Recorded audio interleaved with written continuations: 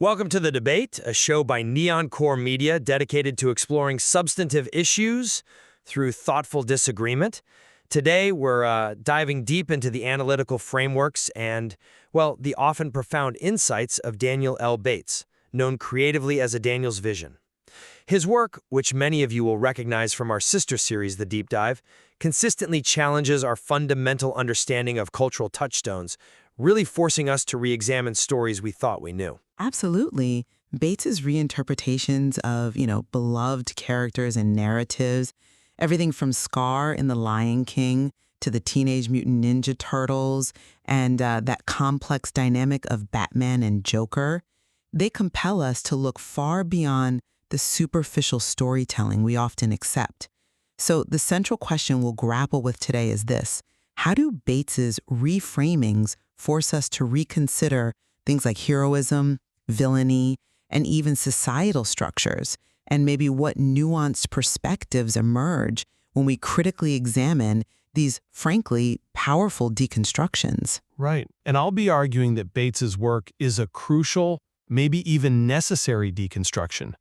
It unveils deeper, often uncomfortable truths about identity, power, and the narrative shaped by the very systems they exist within. It's what he calls an act of surgical truth. And I, on the other hand, will challenge the, let's say, extent and perhaps the full implications of these deconstructions. While they are undeniably intellectually stimulating, I'll suggest they can sometimes risk diminishing individual agency or maybe over-intellectualizing core narrative elements, potentially shifting focus a bit too far from personal responsibility. So Daniel Bates, under his adanielsvision persona, he truly epitomizes what he calls a surgical truth side. He actually describes his process saying, every script is a blade, every essay a mirror. Now, this isn't just poetic language, right? It speaks to his precise, often uncomfortable method of deconstruction, aiming to cut through that superficial understanding to expose deeper societal wounds. It's almost like a forensic analysis of narrative. He leverages these familiar stories to, as he puts it, smuggle in a deeper commentary on society, on power dynamics, on the human condition itself. Whether it's his analysis, Scar's Truth, or TMNT, The Myth of Mutation, or Gotham's Children, his work consistently challenges established myths.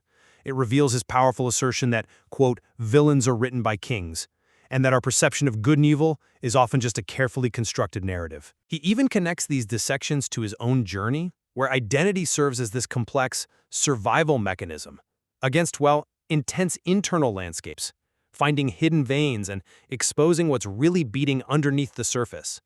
For Bates, these stories aren't just tales, they are, in a way, battlegrounds for understanding the self and society. While Bates undeniably brings a rich, multi-layered psychological and sociological lens to these stories, and yes, it invites us to peer behind the curtain, his reframing can sometimes tread a, let's say, fine line. It risks inadvertently shifting focus away from individual accountability towards an almost exclusive systemic critique. The enduring power of these original narratives often stems from pretty clear moral choices, from personal responsibility, characters actively choosing their paths. So a deep dive into underlying systemic pressures, and I agree it's valuable for context, it must still grapple with the direct, often destructive consequences of individual actions. The question for me remains about how much context we can provide before an individual's agency in perpetuating harm becomes sort of secondary to the overarching systemic narrative. It really is about finding that balance. That balance is precisely what Bates explores, though. Not to absolve, I don't think, but to illuminate. Let's take his groundbreaking analysis, Scar's Truth. He fundamentally reframes Charka Scar's birth name, of course, as the Forgotten Son, describing him as a philosopher trapped in a monarchy of brute force. Bates argues that Scar's greatest sin, quote-unquote, was essentially asking the wrong questions in a kingdom built on silence. From his very naming ceremony, where, as Bates vividly puts it, the light from the sun literally skips over him, right through to his father Ahadi's dismissal and what Bates calls the elders' benevolent dismissal, Scar is portrayed as a profound victim of systemic bias. Bates highlights Scar's discovery of the Forbidden Archive, which he says reveals a lineage where the throne has never been clean. This recontextualizes Scar's villainy as self-actualization almost. A desperate act to expose the rot and the blindness of the kingdom. He literally found the receipts, as Bates puts it, for a throne crowned in blood. This framing makes his actions, in Bates's view at least, a kind of violent form of truth-telling. It's not about condoning fratricide, obviously, but about understanding the psychological and systemic pressures that could lead to it. Okay, I see why you emphasize that deeper understanding, the context. But I'm still not entirely convinced that framing Scar's action as self-actualization or merely exposing rot doesn't in practice risk downplaying his profound personal choices and the devastating impact of those choices. Scar actively, consciously fed his bitterness, and crucially, he chose to embrace villainy as his tool. That internal monologue Bates references, "I never hated him, I just knew someone had to end the cycle," while certainly tragic and perhaps born of deep-seated grievance, it still serves as a justification for fratricide and the attempted murder of an innocent cub, Simba. Regardless of the kingdom's flaws, and I agree, Bates powerfully identifies them, these remain acts of profound malice, calculated cruelty, not just some kind of surgical revelation. The narrative should also hold Scar accountable for his deliberate, individual decisions rather than solely attributing them to a tragic systemic response. Understanding the why is important, absolutely, but it shouldn't overshadow the what in terms of culpability. You raise a crucial point about individual culpability, and, Bates wouldn't argue Scar is blameless in his actions. I don't think that's the point. However, what Bates does invite us to consider is how deeply entrenched power structures can poison an individual's choices, making a violent outburst seem, perhaps from their perspective, like the only path to that truth-telling. It's not meant as an excuse, but as a deeper exploration of motivation. I mean, if we only focus on the individual choices, are we potentially missing the larger truth Bates is trying to uncover about how power itself can corrupt even the supposed good in a system? How do we truly balance both perspectives? That is a fair question about balance. But the issue for me remains that even within deeply flawed systems, individuals often make different choices. Scar chose the path of malice. We see other characters in the Pride Lands also subject to the monarchy's flaws who don't resort to regicide and attempted infanticide. So while the system certainly creates fertile ground for resentment, it still requires an individual active will to cross that line into such profoundly destructive behavior. Bates brilliantly identifies the systemic pressures, no question. But I believe we must still highlight the point where a character consciously decides to embrace profound evil, irrespective of their past grievances or the system around them. It's a compelling tension, definitely. Okay, let's pivot now to Bates's fascinating take on the Teenage Mutant Ninja Turtles. He describes them as a living myth, even a modern pantheon, representing the, quote, fragmented psyche of every boy becoming a man. Each turtle, according to Bates, embodies a core masculine archetype. Leo is the just king, Raph the wounded protector, Donnie the inventor, and Mikey the innocent trickster. But his key insight here is that, apart, they are incomplete. Their true strength, he argues, lies in their collective identity as the hero with four faces, where they balance each other and form a single cohesive being, bound by their loyalty and devotion to each other, as a kind of survival myth born from psychological mutation. And Bates powerfully connects this to his own mental health struggles, saying, "I'm all of them and too much of each," seeing their shared internal battles as analogous to the ooze in the sewer that changed me. He's essentially arguing that their combined identity is far more profound than their individual parts. That concept of a hero with four faces is undeniably compelling, yeah? And I do appreciate the psychological depth Bates brings to it. However, I worry that his emphasis on the collective, or this fragmented psyche idea, might inadvertently diminish the individual agency and the distinct heroic contributions that really define each turtle. I mean, the enduring appeal of TMNT for generations, it often stems precisely from the audience's deep identification with a specific turtle, doesn't it? That leads to the perennial who is the greatest Ninja Turtle debate online and everywhere else. Leonardo's leadership, Raphael's raw power, Donatello's ingenuity, Michelangelo's heart, these are celebrated as individual strengths.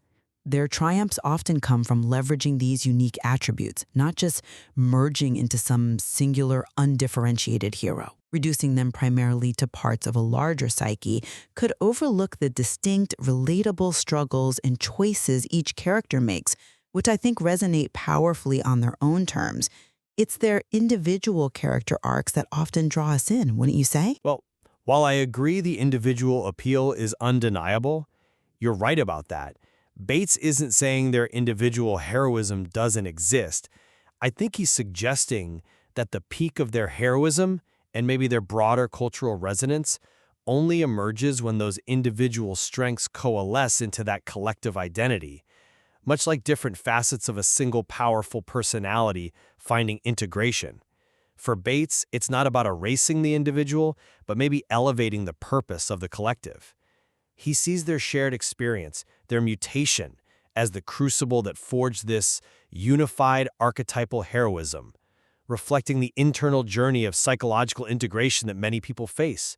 Isn't there a profound message there about how we integrate our own fragmented selves to become whole? I can certainly see the validity in your point about psychological integration and the power of a cohesive unit, yes. But, for many fans, the charm and inspiration of the TMNT lie precisely in their disparate personalities and how those differences create dynamic interaction and growth. It's about seeing how a hothead like Raphael learns self-control maybe, or how Michelangelo's free spirit balances Leonardo's sometimes rigid discipline. The hero with four faces concept, it risks abstracting these specific, relatable character journeys into something a bit more, academic. Does every narrative truly benefit from such a deep archetypal overlay? Or is there sometimes a genuine, perhaps simpler power in celebrating distinct individual heroism and the value of a diverse team working together because of their differences? It's a fair challenge to the universal application of such a framework, I suppose. All right, moving on, let's turn our attention to Gotham's Children. Bates's exploration of Batman, the Joker, and, importantly, the city itself. Bates posits Batman as an enabler, deeply addicted to Gotham's pain, and even codependent on the chaos. What he seems to mean here is that Batman, by constantly fighting crime without really addressing its root causes, becomes sort of part of the system he fights, almost needing the chaos to define his purpose.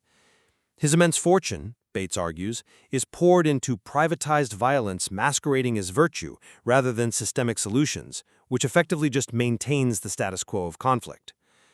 The Joker, conversely, is presented as Gotham's brutal, unavoidable reflection, an agent of revelation who doesn't create chaos, he reveals that Gotham was already chaotic.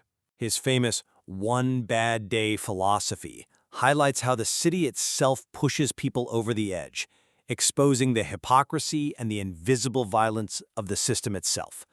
So the true villain, Bates concludes, is the belief that it needs them, meaning the pervasive corruption and systemic failure of the city itself are the real antagonists. I'm sorry, but I don't entirely buy that framing. While Bates's critique of Gotham's systemic failures is certainly incisive, framing Batman as primarily an enabler, it risks fundamentally undermining his genuine moral code, particularly his famous one inviolable rule, he will not kill. His actions, while maybe not addressing every single root cause, provide immediate, essential protection against the profound, sometimes almost supernatural evil that continuously threatens the city.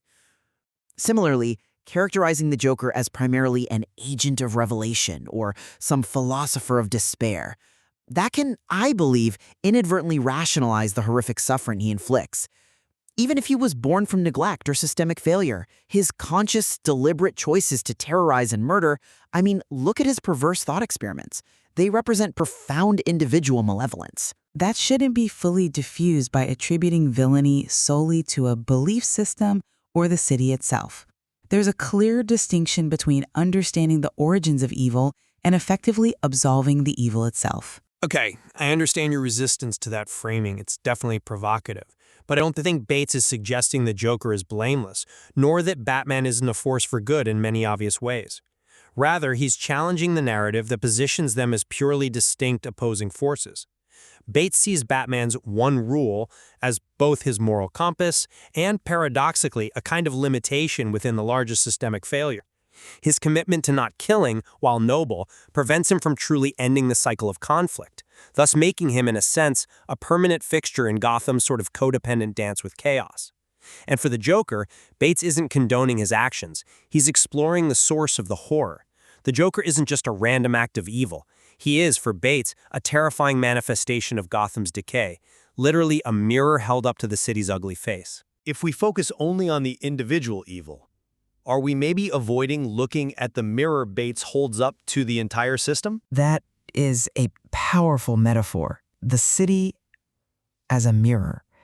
And I absolutely acknowledge that Gotham's pervasive rot undeniably provides fertile ground for figures like the Joker to emerge. But the mirror effect, as you put it, it only goes so far. The Joker's malevolence isn't just a passive reflection. It's an active, conscious, and profoundly cruel agency. His joy in chaos, his elaborate schemes designed for maximum torture and psychological torment, they go far beyond merely exposing systemic flaws.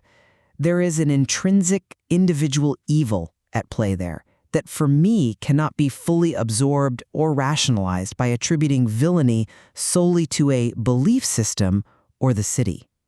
To deny that individual malevolence, even when contextualized by systemic failure, well, it risks making us complacent about the capacity for human cruelty, which is in itself a potentially dangerous narrative to embrace. Well, this exploration of Daniel Bates's interpretations has certainly forced us to re-examine these narratives from perspectives we might not typically consider.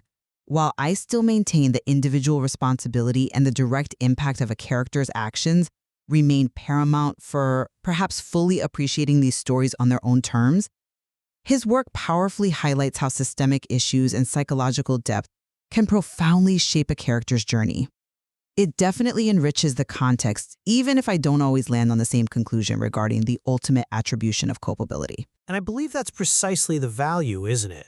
To challenge our comfortable narratives and ask, as Bates does, what hidden truths lie beneath the surface, and how figures we instinctively deem purely good or purely evil might actually be products of a deeper, unseen throne, as he might put it. It forces us to question who writes history, whose stories are deliberately suppressed, and how power fundamentally shapes what we accept as truth. His work, for me, elevates storytelling to an act of profound social commentary. Indeed. Whether we agree with every single conclusion, Bates's work, as showcased in the deep dive and explored here, undeniably prompts a more critical, nuanced engagement with the stories that shape our cultural memory. He pushes us to move beyond superficial readings and really engage with these narratives on a much deeper, more analytical level. And that, ultimately, is the aim of the debate, a core part of NeonKore Media's commitment to rigorous examination and critical analysis, to illuminate complex subjects and encourage all of you listening to form your own informed conclusions. As Bates reminds us, there is always more beneath the surface, waiting for someone brave enough to look.